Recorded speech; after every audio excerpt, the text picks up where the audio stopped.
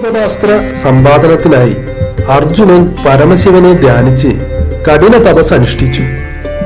തപസ്സിന്റെ പാരമ്യത്തിൽ സ്വതവേ ക്ഷിപ്രപ്രസാദിയായ ഭഗവാൻ അർജുനന് അഭീഷ്ടവരം നൽകുവാൻ അമാന്തിക്കുന്നത് കണ്ട് പാർവതി ദേവി പരിഭവിച്ചു. അപ്പോൾ ഭഗവാൻ ഒരു കാട്ടാളവേഷം ധരിച്ച് തപസ്ഥലത്തേക്ക് പുറപ്പെട്ടത് കണ്ട് പരിഭ്രമിച്ച പാർവതി ദേവി ശങ്കിച്ച് ഇത് എന്താണ് എന്ന് ചോദിച്ചു.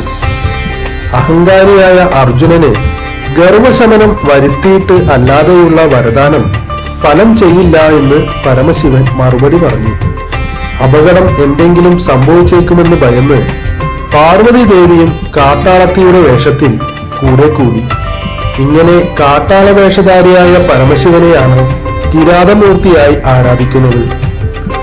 വനവാസത്തിനിടെ ദേവിയുടെ വേടരൂപം കണ്ട് മോഹിതനായി തീർന്ന പരമശിവന് പാർവതി ദേവിയിൽ ജനിച്ച പുത്രനാണ് വേട്ടയ്ക്കൊരു മകൻ ദൈവത്താൻ.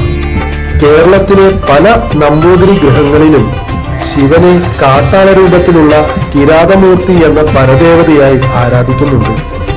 വേട്ടയ്ക്കാരൻ എന്ന രൂപത്തിലും കിരാതസൂനു അഥവാ വേട്ടയ്ക്കൊരു മകൻ എന്ന രൂപത്തിലും സങ്കല്പിച്ച് പൂജിക്കാറുണ്ട്.